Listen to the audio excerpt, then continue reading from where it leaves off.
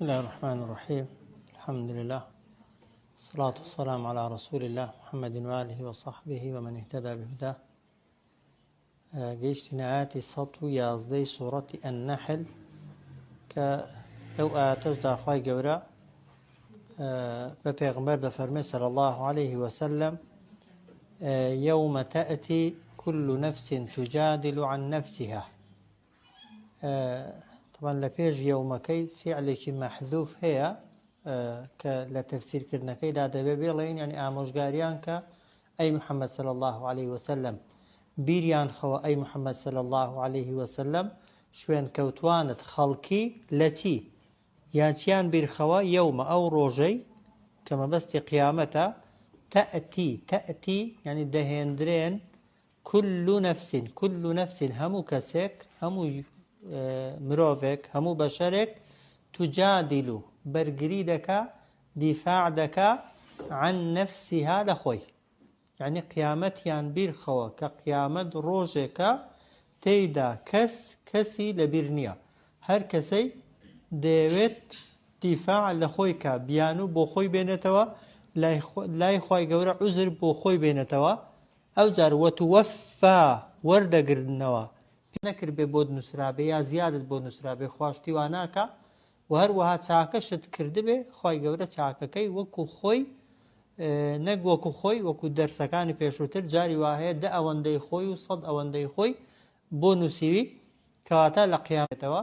چاکی کردبێت چاکە وەردەگرێتەوە بەڵام چاکە یەک بەدە و یەک بە سەدە و خراپەش پاداشتەکەی خراپەیە ئەگەر کەسەکە تەوبەی نەکردبێت و خوا عەفوی نەکردبێت بەڵام خراپە سزاکەی بەقەدر خۆیەتی زیاد ناکە. يوم أو روجي يعني بيريان خوا أو روجي كتأتي دهندرين يا دين كل نفس همو كسك دين بو شوي بو دشتي محشر بو ساتي لبرسينوا وراوستان لبرامبر خواي پروردگار دا لو كاتدا تجادل برقريدا كان دفاع دا كان عن نفسها هر كسي لخوي برقريدا كاتو دفاع دا كز ناي برجتا سر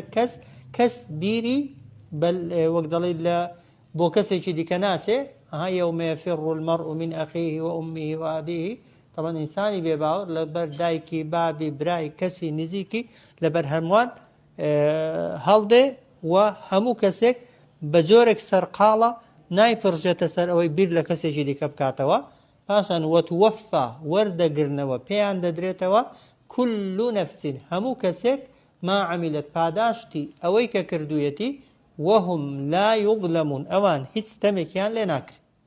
فاشان خواه فرمد وضرب الله وضرب الدين يتوخوا باز دكا خوا مثلا نموني قرية آودانيك كانت آمنة كو آودانيك بارزراو أمين سلامت بو او جار مطمئنة خلقكي بآرامي بآسودي دجيان يأتيها دهات بو خلقي أو آودانيا رزقها خواردنكيان خوراكيان رغدا ببي سنور ببي جمار من كل مكان لها مش وينكوا بلام خلقك تيان كرت فكفرت بباور بون يا سبلبون بينزان بون بأنعم الله برامبر أوهم نعمة شاكاني كخوال قلي كردبون بوي فأذاقها الله بيتشتن خوا توشي كردن خوا لباس الجوع لباس يعني بوشاكي برسيتي والخوفي وهروها بوشاكي ترس بيشتر برسينة بون خواي پروردگار توشي برسيتي كردن بلان بوشي طبعا توش كردنكي بپوشاك ناو دبا چونك پوشاك لبرد دكري هر چوار دورت دكري تو داد دپوشي يعني خواهي قبرا بزورك برسي كردن برسياتي لهمو لايكوا بويان هات وهروها توشي ترسيكي كردن لهمو لايكوا ترس دوريدان بلام همو او كارانا بهوي تيوبون بما كانوا يصنعون بهوي او كارو كردوا خرابانا بو كأنجاميان دابو او قرية شوية طبعا هم مفسرين دفرمون مبستي مكة خلقي مكة بيجوي بيغمبرشيان لناو دابه هر لو كاتي وكا للان إبراهيم بيغمبر طبعا إسماعيل اللي بزيه استراو دعاي بو كردن خواهي قورا هر به هل قوڵینی تەبان ئاوی زمزم ئاوەدانی خستە مەککە و هەروەها بە تەعمیرکردنەوە و بیناکردنەوەی ماڵی خوا حرەمی مەککەوای لێهات خەڵکی وەکو ئێستا لە هەر چوار دەورەی ڕا وەکو شوێنێکی مقەدەس و پیرۆز بۆی دەچون تەنانەت بتپەرستەکانیش و سەروەت و سامانی خۆیان بە لاقی خۆیان و بە ماندووبوونی خۆیان بۆ خەڵکی مەککەی دەبرد. خەڵکی مەککەی سودمەندی سەرەکی بوون لەو خەڵکانەی کە وەکو ئێستاشی لەگەڵدا بێهروە تەبان وەکو زیارەتکەر دەچوونە مەککەی و لەلایەکی دیکەشەوە تەبان خەڵکی مەککەی لەبەرەوەی جیرانی بەیت و ماڵی خوا بوون نەکەس دەوێرا بچێت دەست بەسەر مەککەیدا بگرێت و بچێت هەڵیان کوتێتە سەرێ و بە هەر شوێنێکیشدا خەڵکی مەککەی ڕۆیش بێ خەڵک زانی بێتی خەڵکی مەککە نەگوتویانە ئەوانە جیرانی ماڵی خوان نەوێراون نزیکیان ببنەوە لەبەر حورمەتی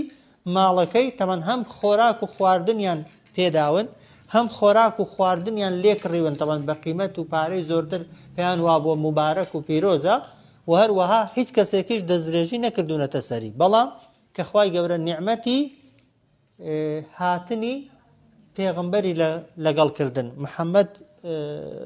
صلى الله عليه وسلم کرا بە پێغمبەر لە ناویاندا لە جیاتی ئەوەی قەدری بزانن لە جیاتی ئەوەی سوپاسی خوا بکەن لە بەرامبەر پێغمبەردا صلى الله عليه وسلم زۆرینیان وەستانەوە دژایەتیان کرد بە تونترین شێوە ئەشکەنجیاندا و پێغمبەری صلى الله عليه وسلم تەمان لە ئەنجامی چەشتنی ئەشکەنجە و ئازارێکی زۆر لەلایەن بتپەرستەکانەوە بۆ خۆی و بۆ شوێن کەوتوەکانی دوعایەکی لێکردن ها فەرمووی خوایە تووشی قات و قڕی و گرانیەشیانکەی وەکو قات و قڕی و گرانی سەردەمی یوسف کە خەڵکی میسر توش کراوە خوای پەروەردگار فعلا دوعاکەی پێغمبەری قبول کرد 7 ساڵ خەڵکی مەککە طبعا لە برسێتی دابوون بە جۆرێک برسی بووبوون ئێسقیان دەشکاند دەیان خوارد پێستی مردارەوە بۆکانیان کەوشک دەبوویەوە وردەکرد دەیان خوارد بەو شێوازە طبعا برسی و هەمیش ترسی مردن و لە ناوچوونیان هەبوو بەهۆی ئەو طبعا سەرکەشی و خراپەکاریەی کە کردیان لە بەرامبەر پێغمبەر و صلی الله عليه وسلم شوێن کەوتوانی پێغمبەردا صلی الله عليه وسلم کە دوای 7 ساڵ طبعا هاتنە لای پێغمبەر ئەوەی لە سوڕەتی دوخاندا باسی دەکا پێغمبەر صلی الله وعدیاندا وتیان ئەگەر خوای گەورە ناڕەحەتی و ئەشکەنجە و ئازارەکانمان لەسەر لا بە ئیمان دێنین و باوەڕ دێنین پێغمبەر دوعای بۆ کردن لەسەریشیان لاچوو بەڵام لەو قۆناغەیدا طبعا ئیمانیان هەر نەهێنا هەر چەندە دواتر بوون بە مسلمان زۆرینەیان بەڵام ئەو کات هەر نەبوون بە ئیماندار پێغمبەریان هەر شار بەدەر کرد پێغمبەریان هەر بەدەر نا جا خوای گەورە باسی ئەو ئاوادانی دەکا وضرب الله دێنێتەوە خوای گەورە بۆتان مثلا نمونەی قەڕیەتەن ئاوادانیەک كانت آمنة كو ئاوادانیەکی ئەمین و پارێزراو بوو پێش لەدایک بوونی پێغمبەریش صلى الله عليه وسلم ئەبرەهە کە چووە ویستوێتی کەعبە بڕوخێنێ خوای گەورە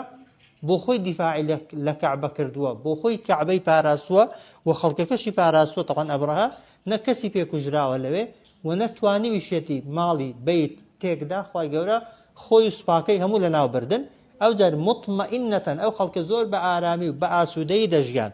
یەئتیها بۆیان دەهات ڕیزقها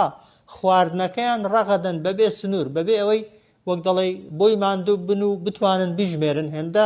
تێر بوون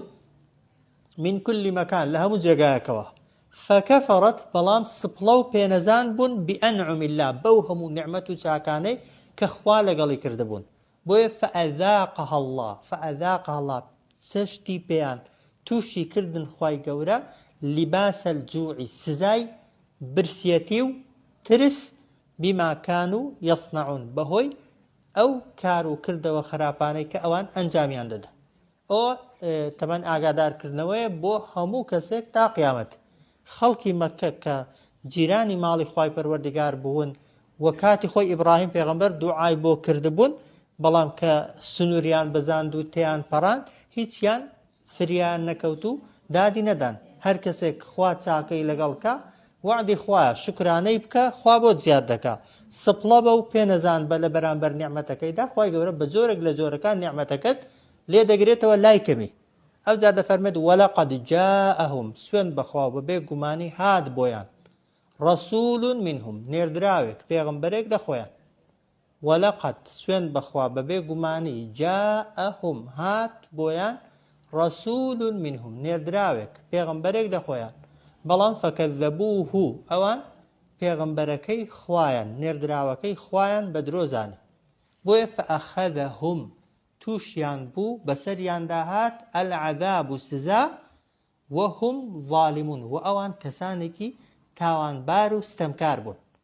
وەلەقەد جاءهم سوێن وەخوا و بەبێ گومانی هات بۆ خەڵکی ئەو ئاوەدانیە رسول منهم پێغەمبەرێک کە لە خۆیان بوو لە خۆیان بوو تەوان هیچ تەوان هەر خەڵکی نەک خۆی باب و باپیری باپیریشی تەوان هەر لە مەکەی لەدایک بوو بوون و هەموو کەسیش تەوان لە خەڵکی مەکە دەیانزانی ئەو کەسێک کە بووە بە پێغەمبەر کەسێکی ڕازگۆ و سادقە و نازناوی سادقی و ئەمینی بۆ خۆیان پێیان بەخشی بوو پێش ئەوەی ببێتە پێغەمبەر بەڵام فەکەذەبوه لە جیاتی باوەڕی پێبێنن بە درۆیان زانی بۆیە فەئەخەذەهم ئەوانی گرت تووشی ئەوان بوو العەذاب و سزا وهم ظالمون و ئەوان کەسانێکی ستەمکار بوو ئەو جار خوای گەورە دەفەرمێت فەکولوو بخۆن ئەی خەڵکینە مما رزقكم الله لەو ڕزق و ڕۆزی و خۆراکانەی کە خوا پێی داون بەڵام کامانە ئەوانەی حەلالن طەیبە ئەوانەی کە حەڵاڵن و پاکیشن تەوان زۆرینە حەڵاڵن یا حەرامن زۆرینەی خواردنەکان حەڵاڵن و هەموو حەڵاڵێکیش پاکە بۆیە خوای گەورە حەڵاڵی کردووە و هەموو حەرامێکیش پیسە بۆیە خوای گەورە تەوان قەدەغەی کردووە بەڵام هەمیشە تەوان قەدەغە کراوەکان زۆر کەمترن لە ڕێگە پێدراوەکان بۆیە دەفەرمێت فەکولوا بخۆن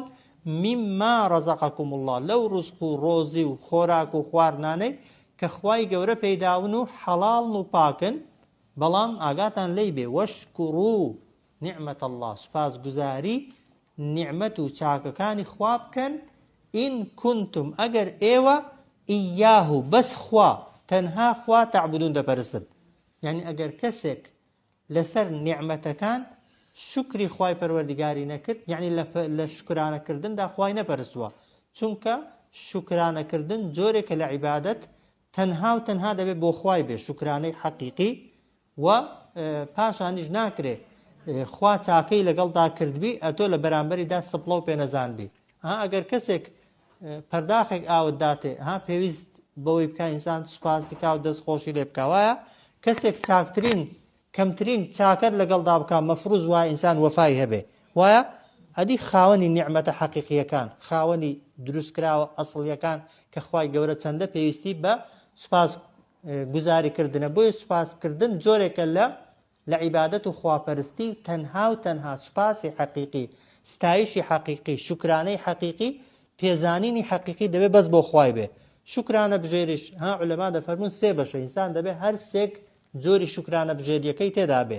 شکرانە بژێریەک هەیە بەدڵ دەکرێت ئەوە عولەما دەفەرمون ئەوەیە کە ئەگەر خوا چاکەیەکی لەگەڵ کردی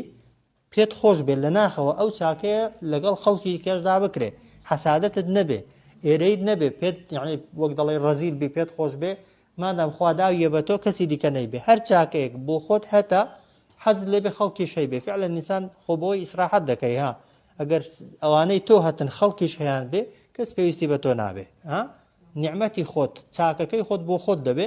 دووەم تەوان زمان ئینسان کە چاکەی لەگەڵ کرا باش وایە لای تەمەن بڵێ ئەلحەمدولله سوپاس بۆ تۆ خوای پەروەردگار جۆری سێهەمی شکرانە بژێری ئەوەیە خودی نیعمەتەکەی لە ڕەزامەندی خوادا بەکاربێنی شکرانەی بە نمونە ئیماڵی زۆر هەرەوە نیە بڵێ ئەلحەمدولله ماڵی زۆر دەبێت لێی ببەخشی جگەلەوەی بەدڵ دەبێت حەزت لێ بێ پێت خۆش بێ خوا بیداتە خەڵکی دیکەش بە زمانیش دەبێت بڵێ سوپاس بۆ خوا دەبێت ماڵەکەشت بەکاربێنی بە نمونە خوا عیلمی پێداوی شکرانەکەی هەرەوە نیە بڵێ ئەلحەمدولله یا دەبێت لە دڵەوە پێت خۆش بێ خەڵکیش بیزانێ سوپاسی خواشکەی لە ڕەزامەندی خواشدا بەکاری بێنی جەستەی ساخ هەروایە و هەر نیعمەتێکی دیکە بخۆن مما رزقكم الله لەوەی کە خوا پێداون حلالا طيبة ئەوانەی کە حەڵاڵن و پاکن وەشکوروا نعمەت الله سپاس گوزاری ناز و نیعمەتەکانی خوا بکەن ئین کنتم ئەگەر ئێوە ئیاه بەس خوا تعبدون دەپەرست ئەو جا خوا دەفەرمێ ئینەما یعنی بێگومان تەنها حەڕەمە قەدەغەی کردووە عەلەیکم لەسەر ئێوە خوا چی ئەوانەی کە قەدەغە کراون حرام کراون بە پەنجەی دەست دەژمێردرن زۆر کەمن حەڵاڵەکان زۆرن کەس ناتوانێت بیانژمێری و هەمیشەژەها بۆ حەڵاڵ بوونیشتی بەڵگەی ناوێت چونکە خۆی گەورە شتەکانی کە دروست کردوون ئەسڵ حەڵاڵیەت و ڕێگە پێدراویە ئەو شتانەی حرامن پێویستیان بەوەی هەیە نەسێکە بێ ئاەتێکە بێ حەدیثێکە بێ ئینەما یعنی بێگومان تەنها حەڕەمە ئەوانەی قەدەغەن لەسەرتان ئەوانەی قەدەغە کراون عەلەیکم لەسەر ئێوە چین یەکەم ئەلمەیتەتە مردارەوە بوو هەرچی ڕۆحی دەرچوو بێت لە گیانداران بەبێ سەربڕینی شەرعی بە مردارەوە بوو حسابە جا مردارەوە بوو نەوعی زۆرە ئەوەی کە بە نمونە لێی دەدرێ سەر نابردرێ دەمرێ ئەوەی لە شاخی دەکەوێتە خوارێ دەمرێ ئەوەی کە دوو ئاژەڵ بەیەکەوە شەڕە دەکەن مردار دەبێتەوە کەس فریان ناکەوێت سەری ببڕێ ئەوەی دڕندەیەک پەلاماری دەدا و کەس فریان ناکەوێت سەری ببڕێ ئەوەی بە نەخۆشیەک دەمرێ و هەرچی سەر نەبردرێ بە شێوازێکی شەرعی بە مردارەوە بۆ حسابە هەموو مردارەوە بوویەکیش حرامە جگە لە چی ماسی بە مردارەوە بوویش تەوان هەر دەوێت مردار بێتەوە و سەر نابردرێ چی کەس کولەش تەوان کولە و ماسی دەخورێن بەبێ سەربڕینیش دەخورێن غەیری ئەوانە هەر گیاندارێکی دیکە ڕوحی دەرچوو بەبێ سەربڕینی شەرعی بە مردارەوە بوو حسابە مردارەوە بوو ناخورێ دووەم وەدەمە خوێن کام خوێنە تەمەن خوێنی ڕۆیشتوو خوێنی شل لە خوێنەکانیش هەیە حەڵاڵەت کامیانە جگەر و سپڵ تەوان کە لە خوێن دروست بوون بەڵام شل نین خوێنی تون بوون تەبەن ئەوانە دەخورێن جگە لەو دوو خوێنە تەبەن خوێنی هیچ گیاندارێکی دیکە ناخورێ مەگەر ئەو خوێنەی کە لە پشتی لە ناو ئێسقانەکاندا دەمێنێتەوە یا لە ناو دەمارەکاندا دەمێنێتەوە لە کاتی شتنەوەشتی پێت لا ناچێ ئەوەندە ڕێگە پێدراوە دەنا ئەو خوێنەی هەڵدەڕژێ بە شلی تەوان هیچ کەس ناتوانێت بیخواتەوە یا بیکوڵێنێ ئیمرۆڤی هیچی مرۆڤی هەر ناخورێ بە هیچ نەوعێکی گۆشتە ئەویش هەر پیسە بەڵێ تا ئیمرۆڤی زۆر بێ نوێژی پێوە نییە ئەوەکەی بەڵام هیچ ئیمرۆڤی گۆشتیشی ناخورێ بەڵام ئی ئاژەڵی تەوان گۆشتەکەی دەخورێ بەڵام خوێنەکەی ناخورێ بەڵێ بۆ پیسی هەردووکی پیسن دەست نوێژی ناشکێن ناشکی ئەوە بەیز زۆریش بێر ناشکی ئەوە دەکڕی مەذهبی دیکەنە نەخێر خوێن دەست نوێژی ناشکێنێت تەنها خوێن ئەگەر بەرجەستت کەوت زۆر بوو پیسەویش ئەگەر پشکێک بێ و تۆزێک بێ عەفوی لێ دراوە وەلەحمە الخینزیر گۆشتی بەراز تەبەن گۆشتی بەرازیش تەبەن یەکێکە لە قەدەغەکراوەکان و هەر گیاندارێکی دیکەش تەبەن وەکو بەرازی وابێ ئەوە سێ وەما ئوهیلە لغەیری الله به و هەر ئاژەڵێک سەر بردرابێ بۆ غەیری خوا ناوی غەیری خوای لەسەر هێنرابێ وەما ئوهیلە یعنی ئەوەی بەرز کراوەتەوە لەسەری لغەیری الله ناوی غەیری خوا و بیهی بە ناوی غەیری خوا سەر بردراوە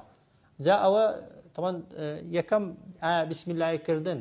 لە کاتی سەربڕینی ئاژەڵ داوازە بە یا سونەتە واجب نییە سنەتە بۆیە ئەگەر کەسێکی ئیماندار گیاندارێکی سەربڕی با ناوی خوا بسم الله شی نەکرد بێ ئاژەڵەکە دروستە بی خۆی بەڵام ئەگەر بسم الله بکە سنەتە بۆ چونکە ئینسانی ئیماندار ئەگەر ناوی خواش نەهێنێ خۆ ناوی بت و دار و بەرد و تاغوت و هیچ کەسێکی دیکەشی لەسەر نایەنێ وایە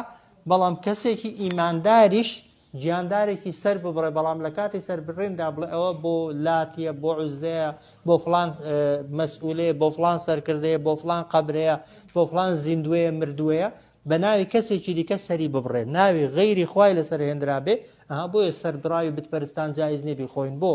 چونکە عادەتەن بتپەرستەکان لە کاتی سەربڕینی ئاژەڵدا ناوی ئەو خوانێ درۆینانەی خۆیانیان دێنن بەڵام جوولەکە و مەسیحی خۆ مسلمان نین بەڵام ئەوەی جوولەکە بێت و مەسیحی بێ بەڕاستی ئەوانش تەمەن لە ناوی خواهێناندا وەکو مسلمانانن ئەگەر ناوی خواش نەهێنن ناوی بتی لەسەر ناهێنن بۆیە سەربراوی کەسێک کە مەسیحی بێ و جوولەکە بێ سەربراوەکەی جاییزە بەس کەسێک مولحید بێ یا بێدین بێت یا غەیری خوا بپەرستێ هەر شتێک بێ تەمەن خواردنی ئاژەڵەکەی وە سەربراوەکەی جایز نییە وەما ئوهیلە نوێژ نەکەر ئەگەر ئەوە ئەگەر نوێژنەکە تەقسیماتی ئاخر ئەمە هەر کەسێک نوێژنەکەری پێ کافر بێ بەڵێ نابێ سەربڕاوەکەشی بخوا هەر کەسێک پێی کافر بێ بشی کات هەر دروست نییە کابرا ئەگەر بزانی بەڵام نوێژنەکەر لەسەر ڕێی جمهور جیاوازە ها نوێژنەکەرمان هەیە باوەڕی پێ نییە تەوەنەوە مولحیدە ئەوە قسەی تێدا نییە وازخە نوێژنەکەرمان هەیە هەر لە بن نوێژنەکەرە هەروەتێ هەیە نوێژی نەکردوون بە تەماژ نێ بیکە ئەوە زۆرێکی دیکەیە وایە هێجا خەمەوەسم لێ نانە هیچ دەدڵیدانی بەڵام دیارە هەندێک کەسیش هەیە نوێژی دەسن نوێژی کردوونە دەکا دیان جمعان دەکا یا جێژنان دەکا یا ڕەمەزانان بە ڕۆژوو دەبێ ئەوانە عادەتەن ناتوانێت پێیان بڵێ کافرە هەر نوێژنەکەرێک نەتوانی پێی بڵێ کافر دەکرێت سەربراوەکەشی سەر ببڕی بەڵام بێگومان تەمان ئەگەر کەسەکە نوێژکەر بێ و ناوی خوای هێنابێ ئەوەکە بێ مشکلەترە تەمان خواردنەکەی ها ئەدی فەمەنێ بتوڕا ئەگەر کەسێک ناچار بوو لە شوێنێک برسی بووی هیچ خواردنێکی لێ نەبوو نەک گۆشت ها مەرزنی ئینسان گۆشتی بخوا وایە ئەگەر هیچ خواردنێکی لێ نەبوو جگەل لە ئاژەڵێکی مردارەوە بوو جگە لە خوێن جگە لە گۆشتی بەراست جگە لەو ئاژەڵانێک کە غەیری موسڵمانان بڵێ دروستە بیخۆی بەڵام بە مەرج فەمەنێ بتوڕا هەر کەسێک ناچار بوو غەیڕە باغ یەکەم مەبەستی یاخیبوون نەبێ لە ئەمری خوا بە حەڵاڵی نەزانێ بە جائیزی نەزانێ لە ناچاریدا بیخوا ئەوە یەک وەلا عاد دووەم سنوور نەبەزێنێ چەندەی پێویستە بۆی نەمرێ بەس بە شێوەندەی نەمرێ نەک بڵێ تازە خواردومە مادام هەر خواردومە دەمم پێ بۆ کەم و زۆر هەروەکو یەکەوە نییە پێی خۆش بێتە ئاخری دەمی هەڵنەگرێ نا وەلا عاد یعنی سنوور نەبەزێنێ هەندێکیش دەڵێن وەلا عادەکە نەگەڕێتەوە سەری دووبارەی نەکاتەوە فێر نەبێ یعنی فإن الله غفور رحيم ئەو بێگومان خوا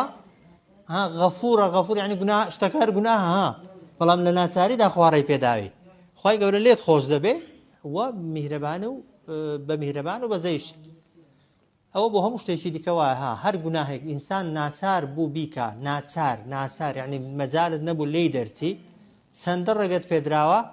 بە ئەندازەی هەتا کەم زووتر لە گوناهەکەی بگەڕێەوە و کەمتر نیسبەتی گوناهەکەی بکەیت بێگومان عقوبەکەی سەختترە نەک بڵێ تازە مادام وانە ئێستا بنمونە ئەوەی بنمونە هەندێک نوێژان دەکات هەندێکان ناکە بڵێ جاهیچان مەکە مادام هەمووان ناکەی دەکرێت نا باش نییە بنمونە هەیە بەس ڕەمەزانان نوێژان دەکات یا ڕۆژوان دەگرێت بڵێ جا مادام مانگەکانی کە نایکەی ڕەمەزانانیش مەکە ڕۆژەکەت بەکەڵکی هیچ نایە یان هەندێک کەسێ بنمون لسکی ناکا بەڵام نوێژە دەکات سۆ نوێژی دەکات دەکرێت بێ بڵێ جا نوێژان مەکە و شەو نوێژان مەکە لە بەرەوەی لسکت نییە وایە یان نیوەی دەکا و نیوەی ناکا بێگومان ئینسان چەندە کەم تەرخەم بێ خوا بەقەدر کەم تەرخەمیەکەی ئینسانی عقوبە دەدا ئینسان کە گوناهیش بکە تا زووتر و لێ بگەڕێتەوە و کەمتر بیکا بێگومان عقوبەکەشی کەمترە ئینەما حەڕەمە بێگومان ئەوەی کە قەدەغە کراوە عەلەیکم لەسەرتان ئەلمەیتەتە مردارەوە بۆکانن ئەوە یەک وەدەمە خوێنی ڕۆیشت و شل وەلەحمە الخینزیری گۆشتی بەراس وما أهل لغير الله به وهر ئاژەڵێک هێنرابێ لەسەری ناوی غەیری خوا و بە ناوی غەیری خوا سەربڕدرابێ فەمەن اضطر بەڵام کەسێک ناچار بوو غەیڕە باغین بەڵام مەبەستی سنوور بەزاندن و وەک دەڵێ یاخیبوون نەبوو لە ئەمری خوا ولا عادین سنووری نەبەزاند و دووبارەی نەکردەوە فإن الله باغەکە یعنی یاخی ولا عادەکەش یعنی سنووری نەبەزاند بێ هەندێکیش دەفەرمون دووبارەی نەکاتەوە فإن الله بێگومان خوا غەفور و ڕەحیم لێ خۆش بوو ببەزەیە ئەوانەی دەستنە ئەوروپای پایجاری وا هەیە ئەوە عوزر نییە بۆ معلوماتان دەچێتە مەطعەمێکی بەنمونە لەوانە هیچ گۆشتێکی لێ نەبێت تەنها گۆشتی بەرازی بەڵام خواردنی دیکەی لێیە دڵێ مادام گۆشتی مەڕی لێ نییە و بزنی لێ نییە وەک دەڵێ برینجەکەم یا چیەکەم دەبێت گۆشتی هەر لەگەڵدا بێ وەکو برادەرەکان بڵێ ئەوە ناچاری نییە بانەی خوا وازەحە یان شوێنی دیکەی لێیە یان خواردنی دیکەی لێ بەدیل هەزار بەدیل هەیە ئێستا لە شوێنێک دوکانێکی لێ بێ و دەیان زۆر خواردنی تێدا مرزنی چێشت بێ وایە پسکی دەکێکە ئەو برینجە ئەو شتە سادانەی کە هیچ لە مەسەلەکەی ناگۆڕن حەڵاڵ و حرامیان تێدانێ برنجی دەستی هەر کەسێکی بێت سێشت لێنان بەنمونە کەسەکە بتپەرستیش بێ لێی نابێ لێنانە سەربڕین نییە مەسەلەن هەر خۆراکێکی دیکە بۆی ئەوە ناچاری ئەوە لە برسان کەسەکە بمرێ و هیچی دەست نەکەوێت ڕێگەی پێدراوە ئەویش بەو مەرزەی بە حەڵاڵی نەزانێ سنووریش نەبەزێنێ دەنا کابرا پێی حەڵاڵ بێ نەشی خوا کافر دەبێ کابرا گۆشتی بەرازی پێی حەڵاڵ بێ بەڵام لە تەبیعەتم نایانێ من نایخۆم بەڵام حەڵاڵە بۆ یاخوا بۆ حرامی کردووە ڕەخنان بگرێ ئەوە ئینسان هەر بە خودی بە حەڵاڵ زانینەکەی نەک بە خواردنەکەی لە دین دەردەچێت ئەوە نا فإن الله بێگومان خوای گەورە لێ خۆش بوو بە بەزەیە ئەو جا خوا دەفەرمێ ولا تقولوا مەڵێن لما بەو شتانەی کە تەصف و کە دەهێندرێت بە ئەلسینەتکم بەسەر زمانتاندا ئەلکەذیب بەشتی درۆ یعنی زمانتان لە درۆ بەکار مەهێنن کاتێک قسەتان کرد بەو زمانەتان کە قسەی پێ دەکەن درۆی پێ مەکەن درۆیەکە چۆنە بڵێ هذا حلال ئەوە هەر لە خۆڕە بەبێ هیچ معلوماتێکتە بڵێ ئەوە حەڵاڵە وهذا حرام ئەوەشیان حرامە حەڵاڵکردن و حرامکردن ئیشی کێیە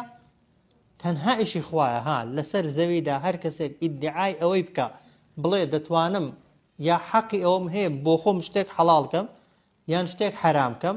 حرامێک حەڵاڵکەم یا حەڵاڵێک حرامکەم هەردووکی ئینسان لە دین دەردەچێت تەشریع حەقی حەڵاڵکردن و حرامکردن تەنانەت ئیشی طبعا هیچ کەسێک نییە جگە لە خوای پەروەردگار حرامەکان خوا باسی کردوون پێغەمبەریش باسی نەکردوون صلی الله عليه وسلم لە قورئاندا بەنەس باس کراون حەڵاڵکردن و حرامکردن بۆیە هەتا ئەو قوانینە دەستکردانەی دنیا کە هەنا ئەگەر قانونەکان بریتی بن لە حەڵاڵکردن و حرامکردن بەنمونە ئیسلام زینای حرام کردووە قانونێک ڕێگەی پێبدا وەکو یان مەسەلەی لیواتە و نێربازی و چی کە بە نەسی قورئان حرامن وەخوا قەدەغەی کردوون و هەڕەشەی لێکردوون یاسایەک ئەو کەسەی یاساکەی دەردەکا طبعا لە دین دەردەچێت ئەوەشی باوەڕی بە یاساکەی هەبێت طبعا هەر لە دین دەردەچێت بۆیە مەسەلەی حاکمیەت و حکمکردن حەڵاڵکردن و حرامکردن ئیشی خوای پەروەردگارە ئەو پەرلەمانانەی دنیاش هەن ئەگەر ئیشیان ڕێخستن بێ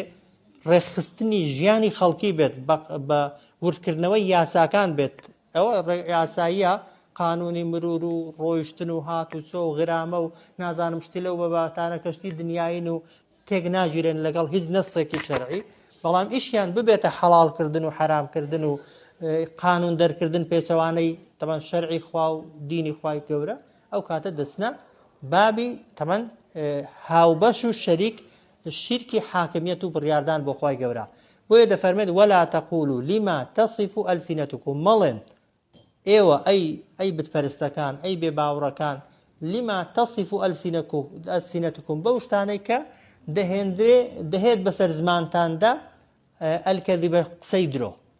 هذا حلال مەڵێن ئەوە حەڵاڵە وهذا حرام ئەوەش حرامە لتفتروا بمبست ئێوەی هەڵبەستن على الله بناوي خواوة الكذب درو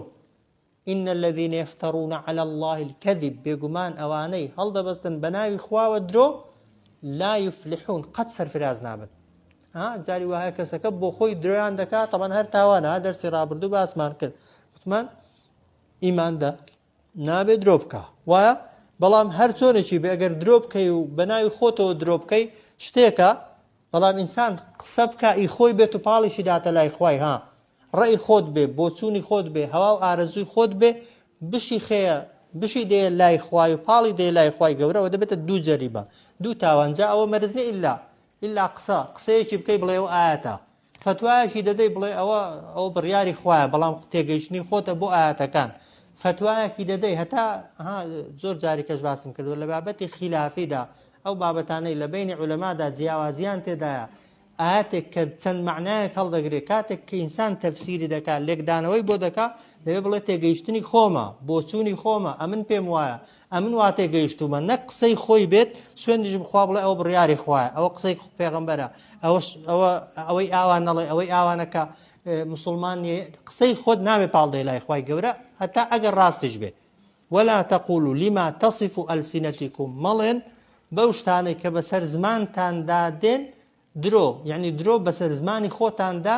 مەهێنن یا زمانی خۆتان بە درۆکردن پیس مەکەن و لە درۆدا بەکاری مایێنن مەڵن هذا حلال ئەوە حەڵاڵە وهذا حرام ئەوەش حرامە لتفتروا على الله الكذب بمبستي أويك هل بستن بناوي خواوة درو